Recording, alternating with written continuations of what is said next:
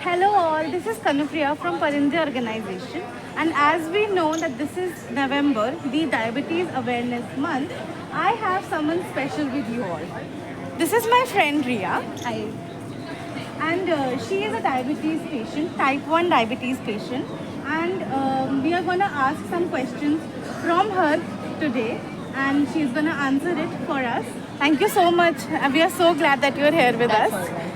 And okay, so let's have a quick introduction first. Right. So you are Ria. You are doing your masters Yeah. in counseling psychology, right? Yeah. So how did you got into psychology?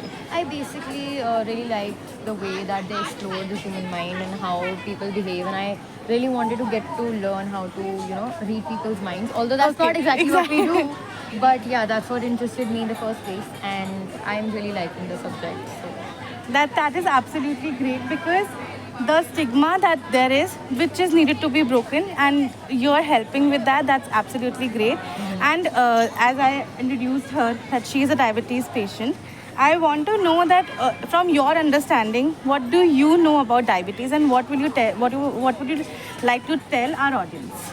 So I feel like it's not a very visible disease. Like people don't really realize that you're a diabetic unless you are, using a pump, or you're checking your blood sugar in public spaces, or you are, drinking sugar and you're trembling, or you have a hypoglycemic episode. They don't really get to know that, and so I feel like people will never know unless you go and tell them. So and people always will come and say that, okay, you don't look like a diabetic. So that's something that's very funny, because that's not something you would say to someone who has some other visible disease, That's right? absolutely true. So the only struggle that, not actually the only struggle, but one of the struggles that diabetics face is that people don't think that we are diabetic, because we seem to be doing very well, but only we know what we're going through on the inside. So yeah, I think that is something that stands out about this whole thing. So, like, I would like to know, how did you discover that you have diabetes? So I was 5 years old, and I had stopped gaining weight. I had stopped gaining height, and I felt sick for a really long time. And I had fever, I guess, for a very long time, and it did not go down. Okay. So after a period of time, my parents started getting worried because my appetite went down, and I wouldn't eat as much. I wouldn't want to play. I was fatigued. I was urinating a lot. Um, I was not able to sleep properly. I was having cold sweats at night. So this one day, just my mom just felt that something was wrong, and she decided to. My parents both decided to pursue some doctors, and they prescribed a number of tests. But because at that time, back in 2008, there was not a lot of awareness that type 1 diabetics can occur amongst children also. I mean, it did, but it was not very common at that time. So no one actually thought of getting that test done for me. And one single day, I wasn't eating anything. So my parents gave me some fruity, and I fainted at home. And so they took me to my, I think, pediatrician, and he said that she has leukemia, which it wasn't. Okay. My mom comes from a family of doctors, so she knew that it's not leukemia, it's something else. So they rushed me to Gangaram there, and some smart person there, he checked my blood sugar. That's the first thing that they did. And my blood sugar was at 650 mg per dl, which you cannot survive, by the way. And the doctor said that I will not survive. And they did not have any beds because it was malaria and dengue season. So they rushed me to another hospital, St. Stephen's. There I was hospitalized, and I was in a diabetic coma for I think a week. And they diagnosed me over there. So yeah, that's my story. Thank you so much for sharing that. As you mentioned about blood sugar levels, so how important blood sugar levels are actually? It is very important. If you see, there are very horrible long-term effects if you don't manage your blood sugar well. Okay. The ideal range is between 80 to 120, but very few people are actually able to maintain that. It's very difficult because there are so many variables that impact blood sugar levels. I recently found out that even pollution levels give you a high blood sugar.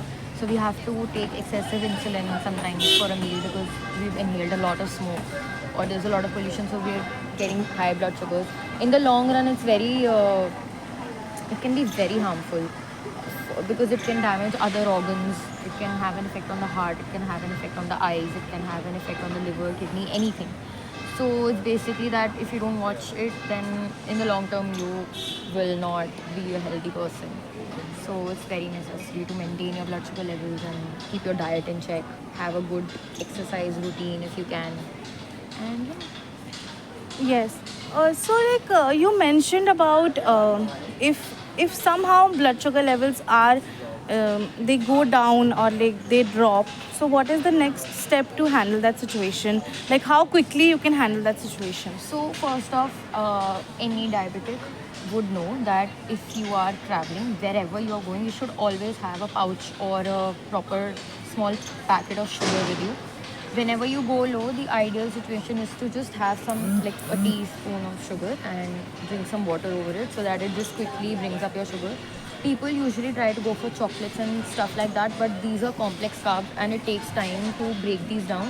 And by the time your sugar will you will get a very late rise. You will get a rise after 2 hours, and that will give you a peak. So you'll actually go high later on. With sugar, it is that you will get an immediate peak, but then it will stabilize later on. So we don't want a peak later on. We want a peak right now. So you just have sugar and you have some water over it. Okay.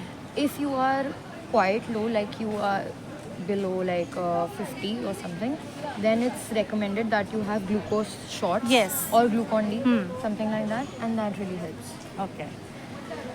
Because I have seen you having glucose pouches in your bag, and yes, okay.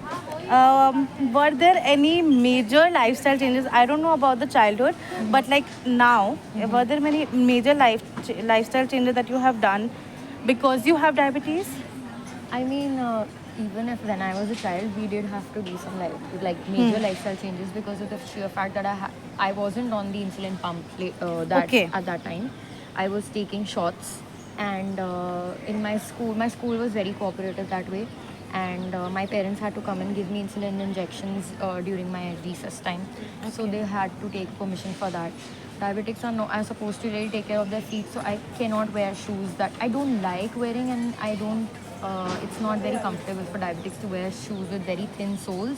So Okay. you need to have a good sole. So my shoes were different in school. I used to have an application signed by the principal that she's allowed to wear different shoes. Um, then there were other things. So earlier on, my fingertips used to get very numb using regular pencils. So I was advised to use pencils with grips, Okay. so that they don't hurt my fingers, because there's a lot of blood testing going on, and at a young age your fingers are very fragile, like when you're a child. So I used to have either grips on pencils, wooden pencils, or I used to have lead pencils used. Other than that, obviously the biggest lifestyle change for a child that young can be to not say no to every sweet thing out there. And it is very difficult to explain to people that okay, I'm a diabetic. And now there's a lot of awareness, but at that time it was a very difficult thing for me because people did not understand that I cannot have a sweet I cannot have sweet stuff. And especially adults, they would take a very long time to understand. For some reason they would just try to coax me to eat it, and because Especially in Indian families. yes, Indian families, it's a thing that you're supposed to respect your elders and not to be supposed to say no to them, No to especially if them. you're a child and stuff. So my And mom then and the really- love elders have for Yeah, mithais exactly. and the sweets, Yeah. and they're like, it's okay for one sweet will not do Yeah, any but harm. it could have been fatal for Fatal me. for- So yes. so my mom really had to step up and tell them that this is not something that we're going to endorse. So yeah. Yeah, but kudos to your mom for doing that. Yeah. And I think every mom out there should be like that. If their child is suffering from something like this, and it can be fatal for them, like every mom should do it. They should not bind to the society's rules and regulations. Exactly. Okay, so as I can see that you're a very social person. So how do you manage social situations like parties or to get-togethers? Like how do you do that? So basically, I used to be very scared of socializing Okay. early on because I did not know how to manage myself. I learned that basically when I'm socializing, I tend to make choices that are comparatively healthier. So for example, if I'm going out with my friends, I will try to, if we're all ordering pizza or something, I will try to have a wheat-based pizza instead of a maida pizza. or I'll, you know, if we're having Subway, I'll try to go for a wheat base again. I'll try to have more vegetables in it. Okay. Try to have more protein in it. Every meal is supposed to have some kind of protein in it. Just carb-based meals will not help. Protein kind of stabilizes the peak of blood sugars. So I try to do that. And other than that, there are, with the insulin pump, it becomes very easy because you don't have to keep injecting yourself all the time. You can just dose yourself. I count the number of carbs in every meal that I'm having, and according to that, I take a dose. And I am also on the sensor. Okay. So it's basically like a device that I have on my arm. Yes. And it's connected to my phone via Bluetooth. Okay, And okay. every 5 minutes I get counts of my blood sugar on that. So I keep tracking it, and if I see that it's about to hit a high or a low, then I Okay. manage accordingly. Okay, understood. So, very drastic change in the question lines. Is there any myth that you will like to break for diabetes? Yes, I would. There are actually a lot of myths, but one of the most prominent myths that I've heard is that diabetics cannot have a normal life, which is absolutely not true.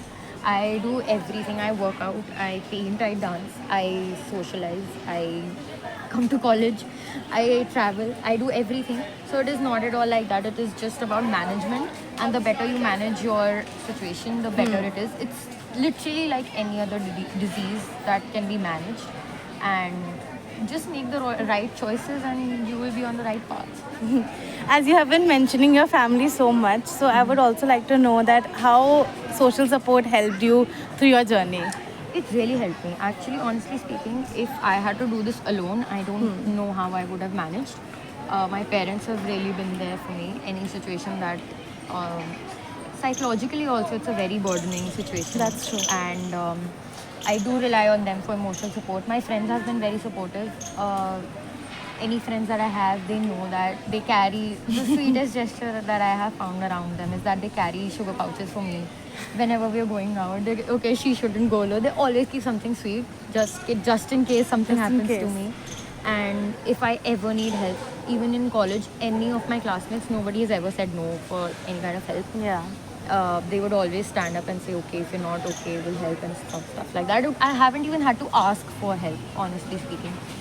And yeah, it has been really good because people who are close to me, they don't underestimate me. I don't have to prove myself to them. They understand that this is the situation. Instead, they tell me that I'm inspiring and that I manage myself so well. It doesn't even feel like I'm different, which is good because I don't want to feel different. I just want to feel included. Yes. So yes, in that sense, social support has been really crucial. Even my doctors, they did understand some of the psychological issues that I was facing, with accepting things. Especially when you work out and stuff, it can get a little difficult to manage because there's a lot of dietary changes that come along. There's a lot of insulin changes that come along, and losing or gaining weight as a diabetic is also, it's a difficult thing to lose weight, I would say, as a diabetic for me. Okay. And I'm very particular about maintaining a particular kind of weight. So yeah, that also kind of plays into it. And they have been there supportive. My gym people are very supportive. Okay. They know that I'm a diabetic and they will take care that I don't excessively burn out. And yeah, they will take care of me. So it's been really good to have that. Okay.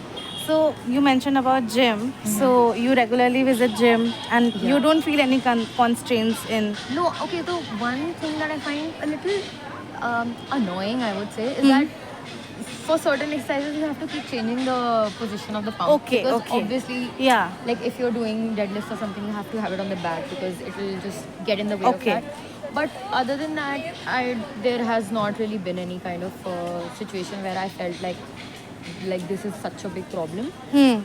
One other situation is when so basically I sweat a lot. So Okay. there are times when the patch comes off. It's not very painful. It's not painful actually, but the thing is that it is annoying because you don't want it to come off, right? It's not something that you want. And it does come off, so there are a lot of kind of tapes and adhesives that you can use Okay. to keep it in place. It might still come off, but yeah, that is something that you could say hinders my workout sometimes, and it puts me in a bad mood. It's Temporarily. just a temporary hassle. Yeah, but it's a Okay. hassle. It's not like a problem. Like it's So not a major gymming is problem. like 101. You can do it. Yeah, sure, we can do it. Yeah. Yeah. Okay. So lastly, Yeah. is there any advice you want to give to the diabetes patients out there? I would say that just live your life. It's not, diabetes does not have to mean the end of the world. You just need to learn how to manage it, and you just need to learn how to live with it.